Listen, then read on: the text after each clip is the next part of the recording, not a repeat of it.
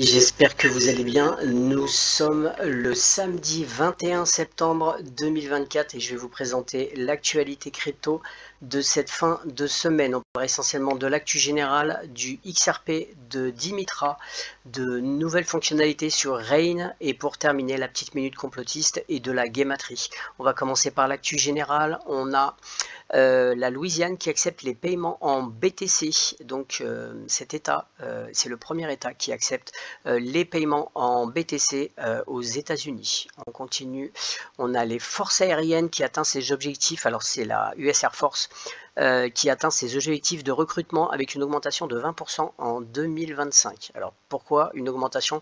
Parce qu'ils ont augmenté les salaires et comme c'est la crise, il y a des gens, c'est pas forcément pour aller se battre, mais le salaire est intéressant, donc ils vont tout simplement travailler pour l'armée américaine. On continue.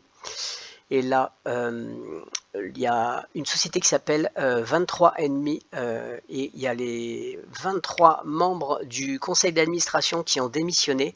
C'est peut-être pour ça qu'il s'appelle le 23andMe, je suppose. Et le PDG, lui, n'a pas démissionné. Il est tout seul maintenant dans le conseil d'administration et il a déjà à rejeter les deux propositions de rachat d'Anne Wojcicki pour sauver la société de génétique en difficulté. Donc déjà, on se demande pourquoi la personne, ça fait 2 fois qu'elle veut absolument racheter cette société et que les 23 membres, ils ont démissionné, comme s'ils voulaient mettre la pression. Ils étaient dégoûtés que ça n'a pas été racheté par cette personne. Et il faut savoir que cette société, c'est une société qui en fait est dans les datas des ADN, c'est-à-dire que vous pouvez envoyer tout simplement un test salivaire et ils vont vous donner tout simplement votre ADN et donc logiquement votre génétique, c'est-à-dire aussi d'où vous venez, etc. Les gens de votre famille, d'où vous venez, etc. Voilà. Donc, moi, ce que je pense personnellement, c'est que ils veulent absolument racheter. Il y a toujours des personnes qui sont intéressées pour avoir en fait les datas des ADN de la population. Surtout que voilà, je ne vais pas trop aller plus loin, mais en résumé, c'est surtout selon les ethnies. C'est-à-dire ce qui les intéresse, c'est de savoir quels sont les ADN selon les ethnies. Et après, je ne vous dirai pas la finalité, pourquoi, mais voilà, c'est ça qui les intéresse. Donc je pense que cette société, en fait, il va y avoir une pression, elle va être achetée. On continue, on a un super article d'American Banker qui parle des frais de paiement, ce qu'on appelle les interchange. Et en fait, on a tout simplement, je vous fais un petit résumé en fait sur cet article parce qu'il est quand même hyper long et un peu complexe. En fait, c'est tout simplement que ça soit Trump ou Harris qui vont arriver au pouvoir, quoi qu'il arrive, que ce soit l'un ou l'autre, il y a des grosses pressions pour changer en fait les frais qui sont trop élevés, pour limiter, changer les plafonds sur les frais d'interchange et en fait et aussi la réglementation des paiements. Donc ils veulent tout simplement changer ces plafonds, les baisser et aussi de changer les politiques antitrust. Voilà. Et du coup, ça nous amène à quoi? Ça nous amène pour que réduire, ils vont utiliser tout simplement ce qui est numérique.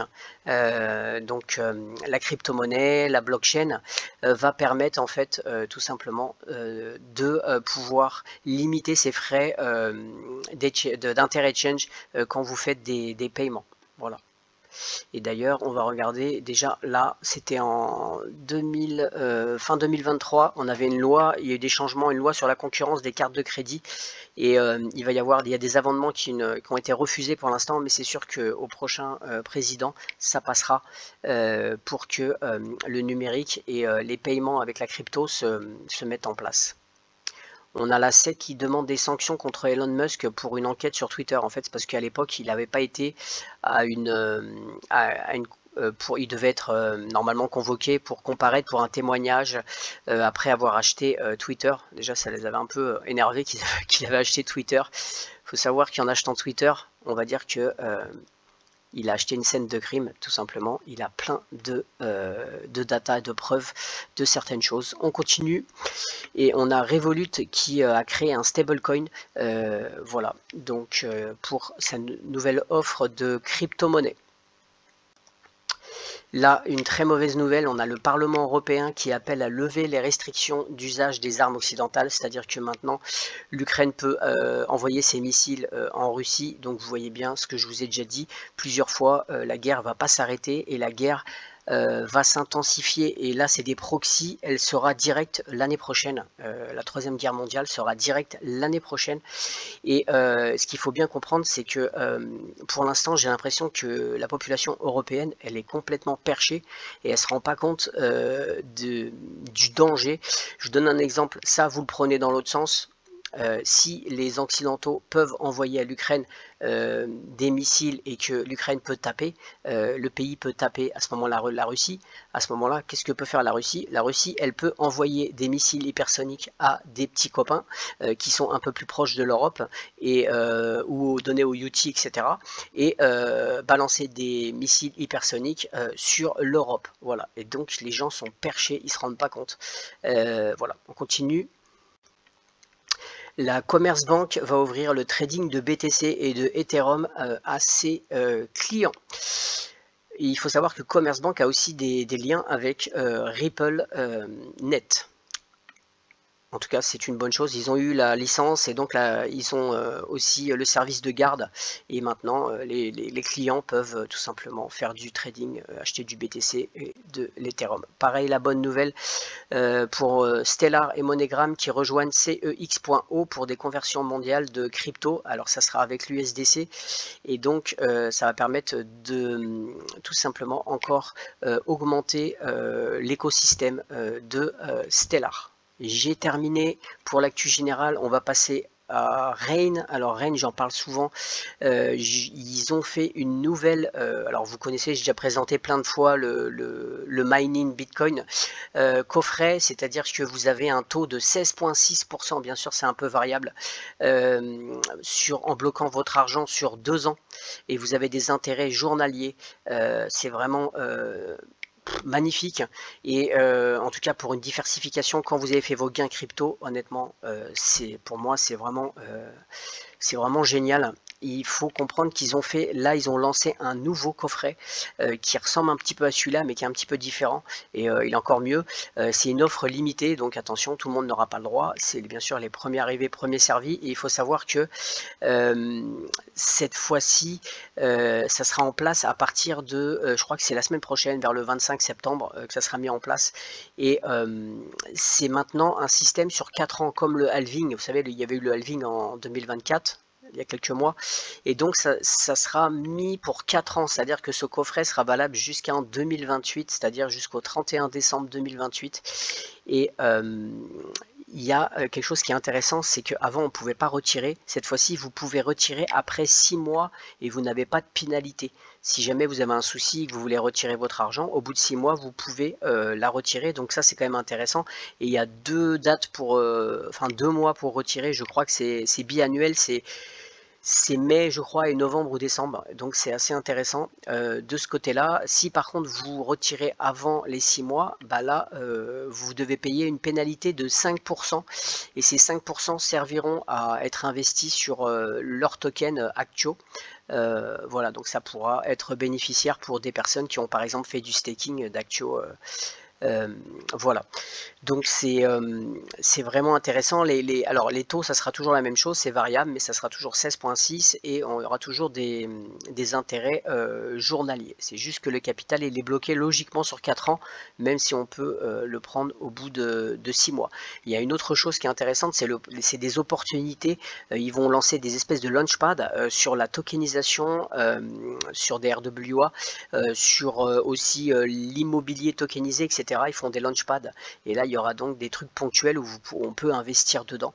Voilà, en tout cas si vous êtes intéressé par Rain, qui est franchement mes respects, vous avez un lien en bas de la vidéo et vous gagnerez des jetons Actio pour votre bienvenue. Voilà, et juste pour terminer pour Rain, on va quand même vous montrer quelque chose.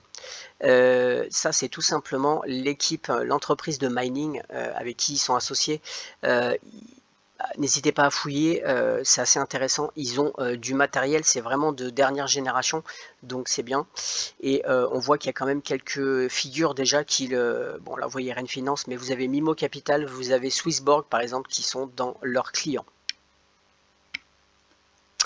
Voilà, j'ai presque terminé et on va passer à Dimitra. Alors Dimitra, il y a une société, alors c'est une application qui s'appelle Alcaf qui aide à rationaliser le travail des torréfacteurs, qui va se mettre en partenariat avec Dimitra en fait, tout simplement pour il rejoint en fait la EUDR plateforme de Dimitra. Je vous rappelle que Dimitra va donner la conformité tout simplement et la transparence pour pouvoir que ces gens-là qui sont dans des pays, souvent c'est émergents, qui puissent faire tout simplement des exportations vers l'Europe et que comme ça les Européens puissent avoir une transparence, etc. des choses. Et Dimitra va donc proposer ces solutions en fait en digitalisant les chaînes d'approvisionnement. Voilà. Moi, pourquoi j'ai investi sur Dimitra? Le projet, je le trouve bien. La technologie qu'ils utilisent, c'est-à-dire l'intelligence artificielle et les drones, etc., les sondes, ça permet vraiment de faire de simplifier le boulot des agriculteurs. Et surtout, ce qui me motive à aller chez eux, c'est que c'est les pionniers dans le domaine. Et du coup, toutes les entreprises vont aller vers eux parce que c'est eux qui ont le plus d'expérience dans ce domaine. Donc, et en plus, ils ont un accord avec l'Union européenne, Dimitra, pour donner les conformités. Donc, voilà, ce truc-là, c'est une petite bombe à retardement. J'ai terminé, on va passer au XRP. Mais avant, j'aimerais que dans les commentaires, vous donnez un petit peu votre avis. Parce que là, quand j'ai vu cet article, je me suis dit, il y a un problème. Je me suis pincé, je me suis mis des petites gifles sur la tête. Je me suis dit, non, je suis dans un rêve, c'est pas possible.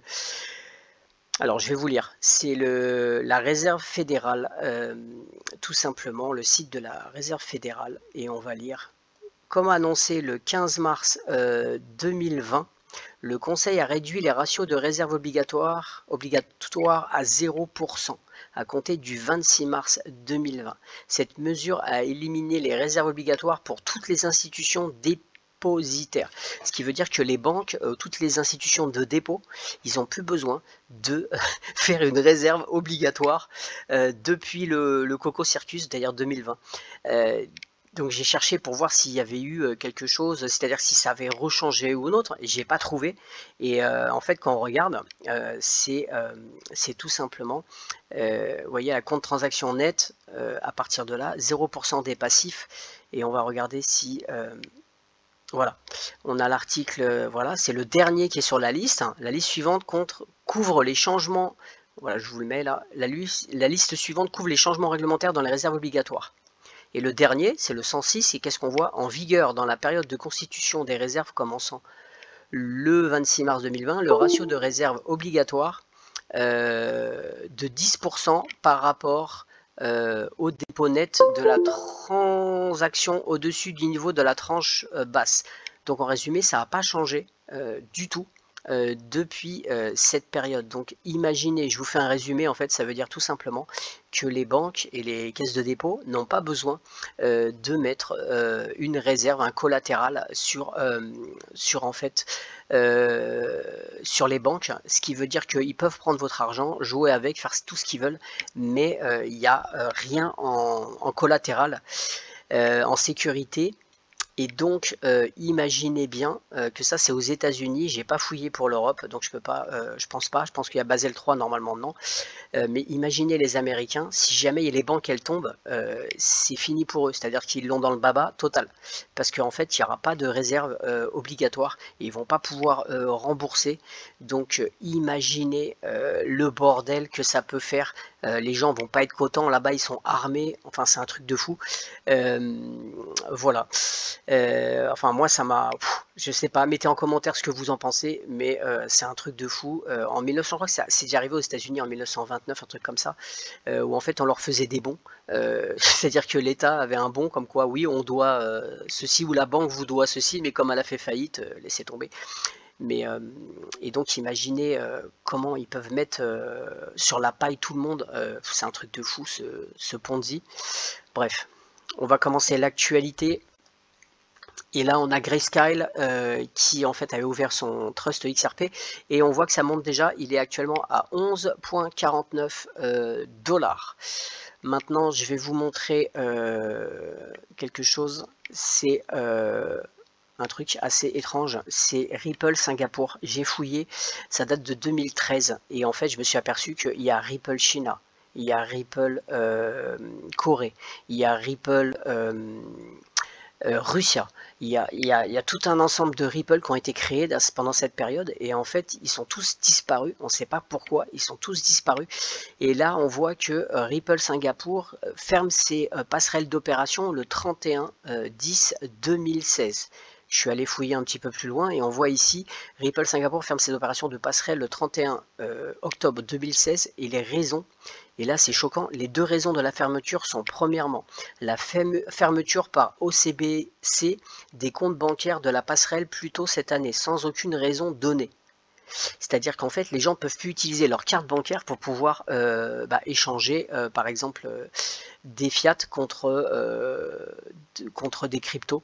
L'approche stratégique par répercussion sur les banques et les institutions financières uniquement, sans accès à un bassin croissant de clients, vu qu'ils ne peuvent pas utiliser de compte bancaire ni de carte, une passerelle Ripple n'est tout simplement pas viable. Donc en fait ça veut dire qu'en 2016 ils ont déjà attaqué, avant qu'il y ait le procès de 2020, il y avait déjà des attaques sur Ripple assez importantes. On continue, on a des baleines qui ont acheté pour plus de 380 millions de XRP après la fin du règlement de la SEC, enfin bientôt la fin du règlement de la SEC. C'est normal, hein, ils spéculent, donc ils spéculent à la hausse, donc ils vont en acheter, ça paraît logique. Et là on a Ripple et la SEC, les dernières étapes d'une bataille juridique, et on voit que c'est le 7 octobre. Je ne sais pas si le 7 octobre ça vous dit quelque chose, mais le 7 octobre, regardez le 7 octobre 2023, c'était quoi? Donc c'est quand même important, le 7 octobre, on verra tout à l'heure en Gematry. Et on continue, on a le cofondateur Chris Larsen qui avait bougé 50 millions de XRP et là on voit qu'il va tout simplement investir 10 millions dans un projet de défi qui s'appelle le protocole Yellow Network. Alors j'ai regardé un petit peu, il y a des choses intéressantes et à mon avis c'est obligatoirement lié au XRP Ledger. Déjà, ce qui me fait penser à ça, c'est ça, regardez, Nitro permet une interaction transparente entre différents systèmes en s'intégrant au Layer 1, Layer 2 et aux API. On sait que c'est le cheval actuellement pour la BIS, les API, et là on a quelque chose encore. Il a en outre dit que par intégration XRP Sidechain, Yellow Network améliore l'interopérabilité et la liquidité, ce qui permet aux institutions traditionnelles d'échanger plus facilement des actifs numériques en toute sécurité au sein d'écosystèmes décentralisés. Donc on voit que je pense qu'il y a obligatoirement, c'est aussi pour améliorer encore le XRP Ledger et je soupçonne que ça soit beaucoup pour les produits dérivés, la bourse, les échanges, etc. Voilà. On continue. il y a le PDG de Ripple qui dit, qui essaie d'avertir les détenteurs de XRP de faire gaffe parce qu'il y a des scams. Et là c'est très fort. C'est la chaîne du Supreme Court de YouTube Channel indienne qui a été hackée, et à la place ils ont mis un faux truc de XRP pour que les gens ils achètent un espèce d'airdrop. Enfin, ils sont très forts. Voilà. On a aussi l'ancien président, c'est-à-dire le président Donald Trump, qui accepte les XRP. Ce qui est bizarre, je pensais que c'était déjà le cas, mais en tout cas pour sa campagne, il accepte maintenant les XRP. On continue, on a la Malaisie et le Cambodge qui lancent une connectivité de paiement QR code transfrontalier. Alors, il faut savoir que ça bouge énormément en Indonésie et aussi dans l'Asie du Sud-Est, et il y a des connexions. Donc on voit que là Wing Partnership qui a un partenariat avec Tranglo et qui sont dans les rémittances internationales au Cambodge. Donc là, ce qui est intéressant, c'est qu'on sait que Tranglo fait un partenariat avec Ripple, et je crois que si je me souviens bien, c'est même carrément Ripple qui a des parts, soit une partie, ou je me souviens plus, une partie ou une partie complète qui détient Tranglo. On continue, on a Ripple qui s'associe, alors ça c'est ancien, mais c'est pour vous montrer les connexions. Ripple s'associe à la Malaysian Platform pour s'étendre à 120 autres pays. Donc ça date, c'est de 2020 je crois, et c'est avec Money Match. Donc on voit qu'il y a encore la toile d'araignée des connexions avec le Cambodge. Ici on a la banque CIMB Group qui rejoint RippleNet pour des paiements instantanés dans l'Asie. Ça c'était en 2018 et c'est pareil, on voit qu'il y a des connexions. Voilà, j'ai terminé et maintenant on va passer à la minute complotiste. Je vais pas trop en dire pour pas me faire gicler la vidéo, donc on va juste chercher juste le point commun entre ces trois personnes qui dirigent ou qui sont presque à diriger un pays. Donc on a cette présidente du Mexique qui s'appelle Claudia Sheinbaum, et il faut bien comprendre que moi je parle couramment espagnol. Sheinbaum c'est pas latin du tout, donc on va juste aller regarder quelles sont ses origines, et on voit ici le nom de famille Sheinbaum. Le nom de famille Sheinbaum est d'origine juive ashkénaze. Il est principalement porté par des membres de la communauté juive d'Europe de l'Est. On continue et on a ce président argentin, c'est pareil, Javier Milei. Alors ils disent le nouveau président juif parce qu'en fait il est converti au judaïsme, et en fait Milei, il faut bien savoir que c'est hongrois, c'est d'origine hongroise, donc c'est de l'Europe de l'Est. Donc cette personne vient de l'Europe de l'Est et est aussi convertie au judaïsme. On continue et on a ici le premier ministre qui est Keir Starmer, qui lui par contre Starmer c'est originaire réellement de Grande-Bretagne, et ce premier ministre britannique, on va juste aller regarder en bas ce qui est intéressant. Il est marié depuis 2007 à une ancienne juriste et employée dans le service public de santé aux racines juives Victoria. Le couple a 2 adolescents et le nouveau Premier ministre espère poursuivre, écoutez bien, à Downing Street, la tradition familiale de ne plus travailler après 18 h le vendredi pour passer du temps en famille. Donc en fait il fait Shabbat, il est converti tout simplement aussi au judaïsme. Donc en fait c'est tout simplement le point commun entre ces trois présidents et Premier ministre, pardon. Voilà, maintenant on va parler de Gematria, et alors comme je vous avais annoncé, donc on va aller regarder. J'en parlerai après, c'est pas grave. Attaque au beeper et talkie-walkie. Donc en fait ce qui s'est passé, dans les journaux français ils le disent pas trop, c'est pas uniquement des beepers. Vous avez des téléphones portables, vous avez des écrans d'ordinateur qui ont explosé, vous avez plein de gens qui sont devenus aveugles parce qu'ils étaient en train de filmer des mariages, des choses, et l'écran il a explosé, et en fait il a explosé dans leurs yeux, ils ont été aveugles. Il y a donc il faut savoir que c'est une technologie quand même, c'est fort, c'est-à-dire qu'ils ont infiltré des téléphones. Comment ils peuvent savoir que ces téléphones tout simplement était pour les bonnes personnes. Là, c'est vraiment du pifomètre. Et moi, ce qui fait un peu peur, c'est que je peux soupçonner qu'à ce moment-là, bah, il peut y avoir plein de nos appareils électroniques qui ont le même dispositif et qu'en fait, il suffit d'appuyer sur un bouton pour que ça pète. Alors, je sais que je vois le côté négatif des choses, mais je suis désolé, ils peuvent pas faire ça forcément. Je veux dire, ça peut être le cas, et donc, il faut bien comprendre que ça peut arriver. Voilà, donc c'est quand même hallucinant. On vit dans un monde complètement fêlé. Et donc je refais moi de la publicité pour Vonetti, je vous rappelle, parce que c'est un boîte de blocage de signal. Là, c'est pas possible. C'est-à-dire que pouvez envoyer des ondes, il n'y a pas d'ondes. Donc vous pouvez mettre votre téléphone, alors pas dans ça, parce que ça c'est trop petit, mais vous avez des cages plus grandes pour le téléphone. Si vous avez peur que ça explose un jour ou autre, vous pouvez le mettre en attendant quand vous téléphonez pas. Mais moi ce que je pensais, c'est que s'ils sont capables de faire ça, pourquoi à ce moment-là ils n'ont pas tout simplement, est-ce que c'est possible que nos wallets, cold wallet crypto, eh bien ils appuient sur un bouton et qu'à ce moment-là peut-être le truc peut aussi exploser, ou alors le truc il fait un reset et il n'y a plus rien dedans. Alors après, normalement sur la blockchain on pourrait voir encore les choses, mais je sais pas. En tout cas, moi je suis bien content d'en avoir un. Et si vous voulez pas dépenser d'argent, en tout cas il y a un lien en bas de la vidéo, mais si vous voulez pas dépenser d'argent, je vous conseille vraiment chez vous de mettre du papier d'alu autour de vos wallets cold pour empêcher les ondes. Voilà, j'ai presque terminé. Je vais vous parler quelque chose parce qu'en fait, comme vous ne me connaissez pas, ok, oui, je présente la finance, mais j'ai plein de passions et des choses que j'étudie depuis très longtemps. La lithothérapie, ça fait plus de 10 ans que j'utilise les pierres. La naturopathie, ça fait peut-être 20 ans. Voilà, donc je voulais juste vous parler parce que ça me fait penser les ondes. La tourmaline, c'est une pierre, vous pouvez en fait l'avoir en collier si vous voulez. Et en fait, cette pierre a beaucoup de...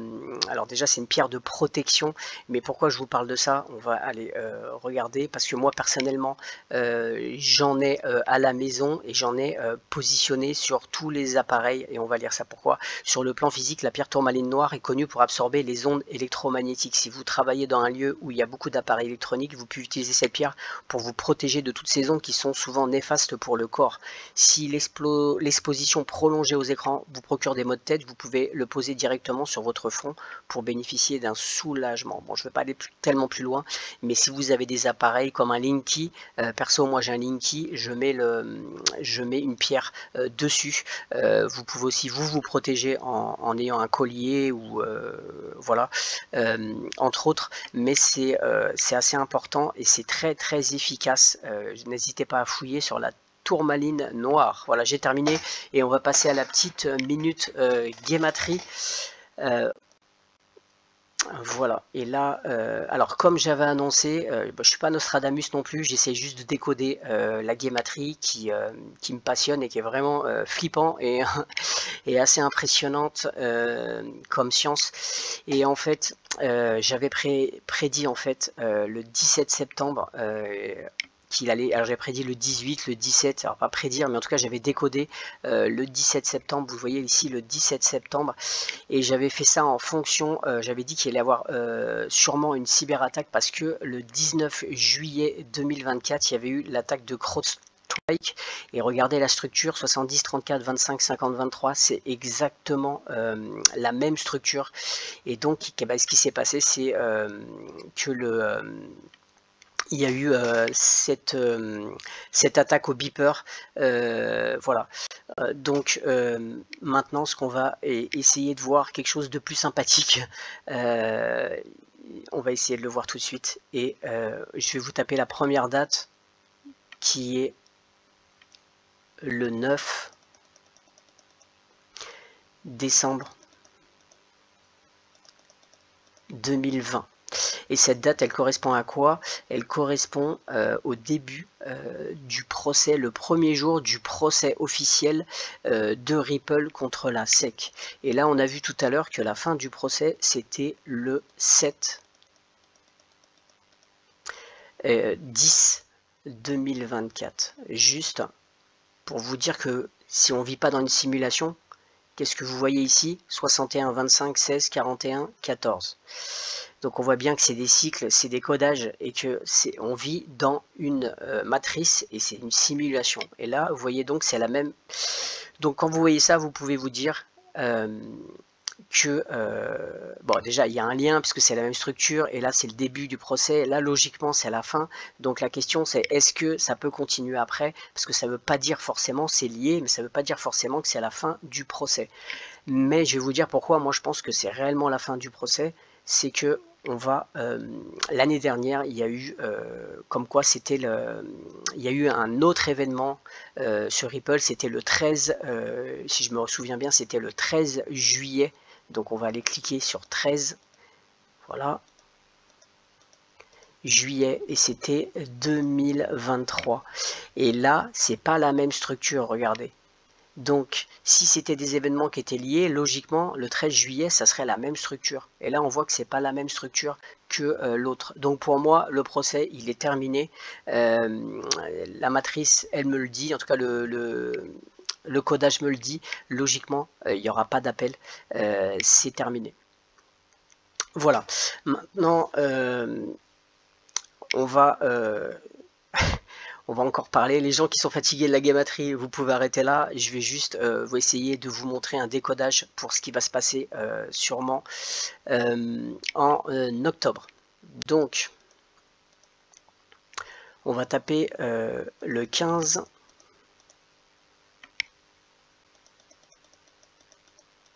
septembre 2024. C'est là, c'était la tentative la deuxième tentative d'assassinat de Donald Trump. Maintenant, je vais vous montrer quelque chose, parce que j'ai essayé de chercher en fait une connexion. Voilà. Là, vous avez le 64 qui en fait apparaît. Donc ce 64, il est lié. Là, c'était l'attaque de Trump. Je vous rappelle que on est dans l'année du dragon. 1964, c'était la dernière année du dragon et c'était le Wood Dragon, c'est-à-dire c'était l'année du dragon de bois, parce qu'en fait les années du dragon, il y en a des différentes.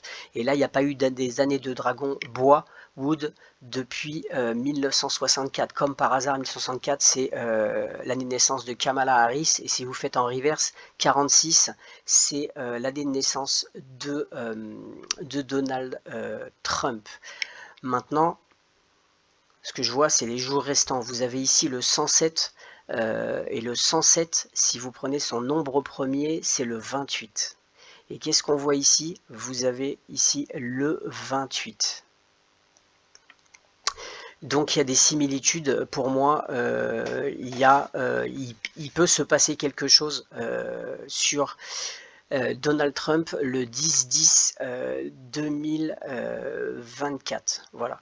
Juste, on va regarder quelque chose d'autre. C'était, peut-être que les gens ne savent pas, on a le 14 juin 2024, c'était l'anniversaire de Donald Trump. Et si vous mettez cette date, donc vous voyez qu'il y a le 64 ici, et donc le 28, on est bien d'accord.